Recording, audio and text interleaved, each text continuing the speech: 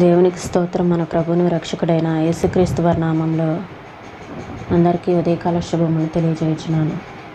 ఈరోజు దేవుని వాగ్దానము దానియేలు గ్రంథము 6వ అధ్యాయము 20వ వచనము. జీవము గల దేవుని సేవకుడవైన దానియేలు, నిత్యము నీవు సేవించుచున్న నీ దేవుడు నిన్ను రక్షింపగలిగిన. ఇక్కడ మనకి మాటలో ఈ వాక్యంలో జీవము గల దేవుడు అనే మాటలు మనకు కనబడతా ఉంటాయి. మన దేవుడు జీవము కలిగిన దేవుడు. యోహాను సువార్త 1వ అధ్యాయము 4-5 వచనాలలో ఆయనలో జీవముండెను, ఆ జీవము మనుష్యులకు వెలుగై ఉండెను, ఆ వెలుగు చీకటిలో ప్రకాశించుచున్నది కానీ చీకటి దాని గ్రహింపకుండెను. మన దేవుడు జీవము కలిగిన దేవుడు. ఎవరెవరికి జీవము కలిగిన దేవుడు అంటే చీకటిలో ఉన్న వారికి జీవము కలిగిన దేవుడు. మనకి కలిగేటువంటి అనారోగ్య పరిస్థితులలో మనకి జీవం కలిగిన దేవుడు. మనకు వచ్చేటువంటి నిరాశ నిస్పృహలలో జీవం కలిగిన దేవుడు. ఆయన సజీవుడు మన దేవుడు. మనకి వచ్చేటువంటి బాధలలో జీవం కలిగిన దేవుడు. మనం వెళ్ళేటువంటి ప్రతి స్థలంలో మనకి జీవము కలిగిన దేవుడు. అలానే మనకు కలిగేటువంటి అనారోగ్య పరిస్థితులలో మనకి జీవము కలిగిన దేవుడు.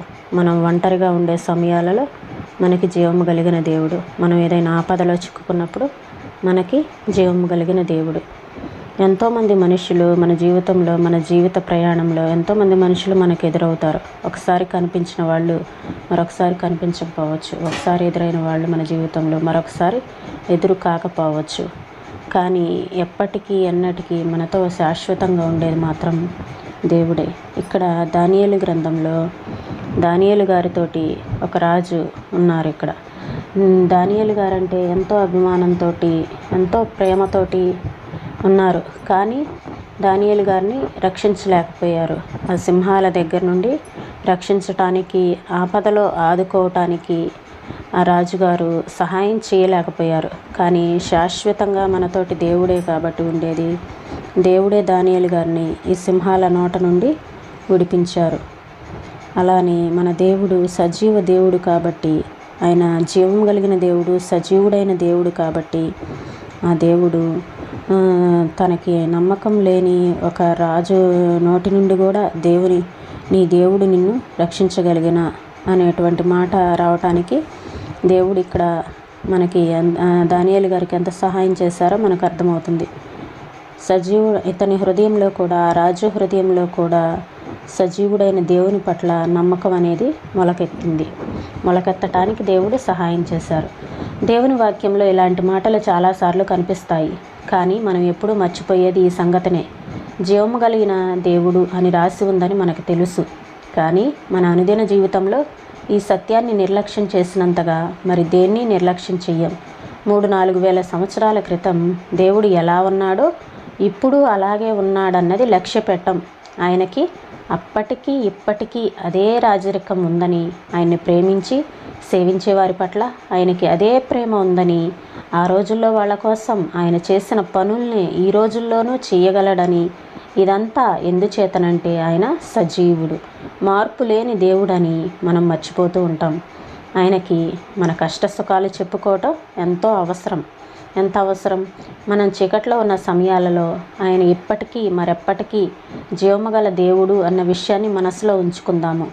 నువ్వు ఆయనతో నడుస్తూ, ఆయన వంక చూస్తూ, ఆయన నుండి సహాయం ఆశిస్తూ ఉంటే ఆయన నిన్నెప్పుడూ నిరాశపరచడన్న నిశ్చయిత కలిగి ఉండు.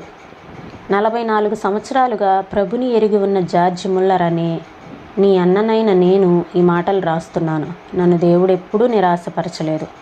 ఇది నీ ప్రోత్సాహం కొరకు రాస్తున్నాను. ఘోర కష్టాల్లో, తీవ్రమైన శ్రమల్లో, నిరుపేదగా ఉన్నప్పుడు, అవసరాల్లో ఆయన నాకు సహాయం చేయకుండా ఎప్పుడూ ఉండలేదు. తన కృపతో ఆయన్ని ఆనుకునే గుణాన్ని ఇచ్చాడు. ప్రతిసారి నాకు సహాయం చేశాడు. ఆయన నామం గురించి ఈ మంచి మాటలు చెప్పటం నాకెంతో ఆనందదాయకం. మార్టిన్ లూథర్ ఒకసారి ఆపదలో చిక్కుకున్నాడు. భయం ఆవరించింది. తన టేబుల్ దగ్గర నిస్త్రాణంగా కూర్చొని ఆలోచిస్తూ ఉంటే అతని వేళ్ళు అతని ప్రమేయం లేకుండా ఏవో అక్షరాలను టేబుల్ మీద దిద్దుతున్నాయి. ఆయన సజీవుడు.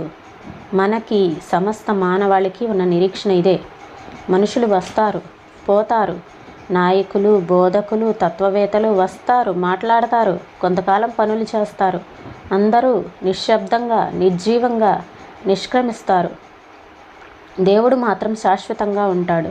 వాళ్ళంతా చనిపోతారు, ఆయన బ్రతికే ఉంటాడు. వాళ్ళంతా వెలిగించిన దీపాలు ఎప్పుడో ఒకప్పుడు ఆరిపోవలసినదే. కానీ వాళ్ళందరినీ వెలిగించిన స్వయం ప్రకాశకుడు దేవుడే. ఆయన నిత్యము ప్రకాశిస్తాడు. సిజి ట్రంబుల్ గారు ఇలా రాశారు: ఒక రోజున నాకు డాక్టర్ జాన్ డగ్లస్ యాడమ్స్ గారితో పరిచయం అయ్యింది. తనకి ఉన్న అతి ప్రశస్తమైన ఆత్మవరం ఏంటంటే యేసుక్రీస్తు ప్రత్యక్షంగా తన మనస్సులో ఉంటున్నాడన్న అచంచలమైన స్పందన అని ఆయన నాతో చెప్పారు. యేసు నిత్యము వ్యక్తిగతంగా తనతో ఉన్నాడన్న విషయం తనని నిత్యము నిలబెడుతూ ఉందన్నారు ఆయన. ఇదంతా ఆయన ఆలోచనలకి, యేసు తనలో ఎలా ఉంటున్నాడు అన్న తన అవగాహనకి సంబంధం లేని ఒక అనుభూతి. ఇంకా క్రీస్తు తన ఆలోచనకి నివాసం అన్నారు ఆయన. ఇతర విషయాల నుండి తన మనస్సు బయటపడిన వెంటనే క్రీస్తు వైపుకు తిరిగేది. తాను ఒంటరిగా ఉన్నప్పుడు క్రీస్తుతో బిగ్గరగా సంభాషించేవాడు. వీధిలో కానీ మరెక్కడైనా తన స్నేహితునితో మాట్లాడినట్టే మాట్లాడేవాడు. ఆయన క్రీస్తు సాహచర్యాన్ని అంత ప్రత్యక్షంగా అనుభవించారు. ఈ మాటలను ప్రభు మన వినికిల్లో దీవించునుగాక. ప్రార్థన చేసుకుందామండి. స్తోత్రం తండ్రి, పరిశుద్ధుడా, ప్రేమ కలిగిన దేవా, నీకు వందనాలు చెల్లిస్తున్నాం ప్రభా. అవునయ్యా నా తండ్రి, మీరు జీవము కలిగిన దేవుడు, నీవు సజీవుడవు నా తండ్రి. నాయన ప్రభా, నీకు వందనాలు చెల్లిస్తున్నాం. ఎటువంటి పరిస్థితుల్లో ఉన్నప్పటికీ, మేము ఎలా ఉన్నప్పటికీ నా తండ్రి నిత్యము మాతో శాశ్వతంగా ఉండేది మీరే కనుక మా నమ్మకం మీ మీద పెట్టుకొని నా తండ్రి దేవా మీ ముందు కొనసాగటానికి సహాయం చేయండి ప్రభా. మీ కృపను అనుగ్రహించండి. మా జీవితాల్లో ఎందరో వ్యక్తులు పరిచయం అవుతారు, ఎందరో వస్తారు పోతారు. నాయకులు, బోధకులు, తత్వవేత్తలు, ఇలాంటి వారందరూ ఎంతోమంది వస్తారు, కొంతకాలం పనులు చేస్తారు. కానీ అందరూ నిశ్శబ్దంగా, నిర్జీవంగా నిష్క్రమిస్తారు. కానీ శాశ్వతంగా మాతో ఉండేది మాత్రం మీరే ప్రభువా. అయ్యా నా తండ్రి, శాశ్వతుడైన దేవుడి వైపు నేను చూడటానికి మాకు సహాయం చేయమని వేడుకొంచున్నాను తండ్రి. మా మనస్సు నీ వైపు తిప్పుకొనినట్లుగా మీ కృపను అనుగ్రహించమని అడుగుచున్నాను ప్రభా. సహాయం చేయండి. ఈ ఉదయకాల సమయంలో ప్రతి ఒక్కరికి మంచి ఆరోగ్యాలను అనుగ్రహించమని వేడుకొంచున్నాను ప్రభా. అయ్యా నా తండ్రి, నీ చిత్తానుసారంగా మమ్మల్ని నడిపించమని, మీ నామానికి మహిమ తెచ్చుకోమని యేసయ్య పరిశుద్ధమైన నామంలో అడిగి వేడుకొంచున్నాం తండ్రి. ఆమేన్.